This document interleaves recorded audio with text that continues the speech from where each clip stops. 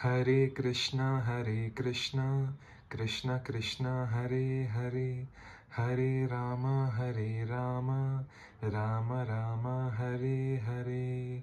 All glories to Bhagavan Shri Krishna, Radha Madhava, and all glories to Srila Prabhupada, Jagat Guru Srila Prabhupada, by whose mercy we are able to understand the divine words of Bhagavan Shri Krishna. Hare Krishna, guys. So in this video we'll read verse number 19 and 20 of chapter 1. So let's start.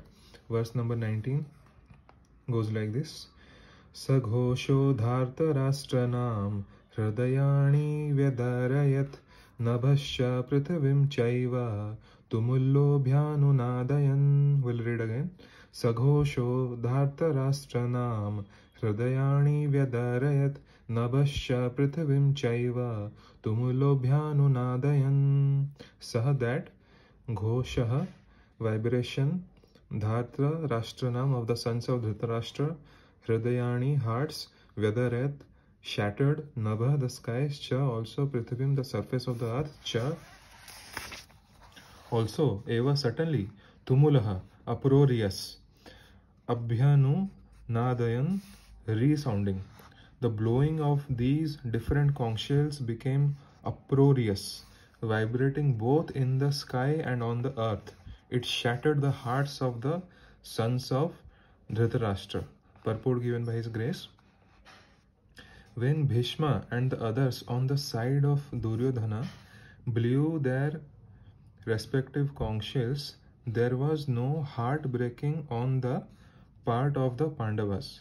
Such occurrences are not mentioned, but in this particular verse it is mentioned that the hearts of the sons of Dhritarashtra were shattered by the sounds vibrated by the Pandavas' party.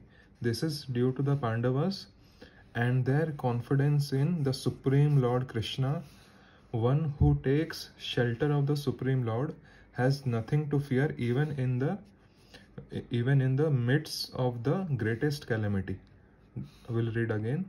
One who takes shelter of the Supreme Lord Bhagavan Shri Krishna Radha Madhava has nothing to fear even in the midst of the greatest calamity. Verse number 20.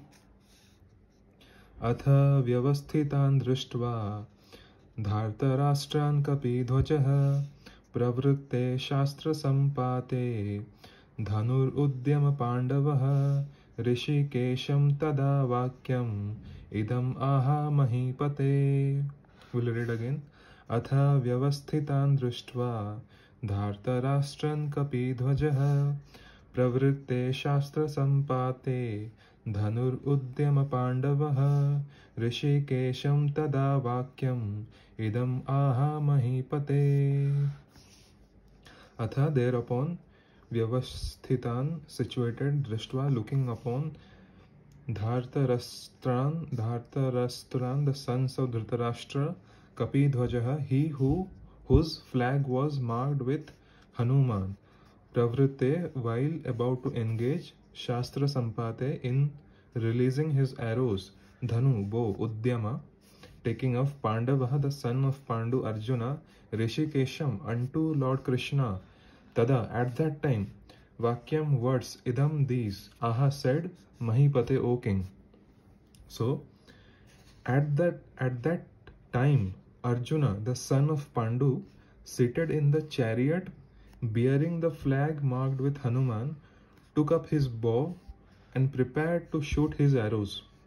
O king, after looking at the sons of Dhritarashtra drawn in military array, Arjuna then spoke to Lord Krishna these words. Okay. At that time, Arjuna, the son of Pandu, seated in the chariot bearing the flag marked with Hanuman, took up his bow and prepared to shoot his arrows. O king, after looking at the sons of Dhritarashtra drawn in military array, when Arjuna was about to shoot his arrow, he saw the army on the Kauravas side, and he saw the army were drawn in military array. When he saw the sons of Dhritarashtra drawn in military array, Arjuna then spoke to Lord Krishna these words, right? So the purport given by His Grace. See, the battle was just about to begin, right? It is understood from the above statement that the sons of Dhritarashtra were more or less disheartened by the unexpected arrangement of military force by the Pandavas, who were guided by the direct instructions of Lord Krishna on the battlefield. The emblem of Hanuman on the flag of Arjuna is another sign of victory, because Hanuman cooperated with Lord Rama in the battle between Rama and Ravana, and Lord Rama emerged victorious. Now both Rama and Hanuman were present on the chariot of Arjuna to help him. Lord Krishna is Rama himself, and wherever Lord Ram is, his eternal servitor Hanuman and his eternal consort Sita, the goddess of fortune, are present. Therefore, Arjuna had no cause to fear any enemies whatsoever, and above all, the Lord of the senses, Lord Krishna, was personally present to give him direction. Thus, all good counsel was available to Arjuna in the matter of executing the battle. In such auspicious conditions, arranged by the Lord for his eternal devotee, lay the signs of assured victory, right? So guys, in the next video we'll continue from verse number 21, right?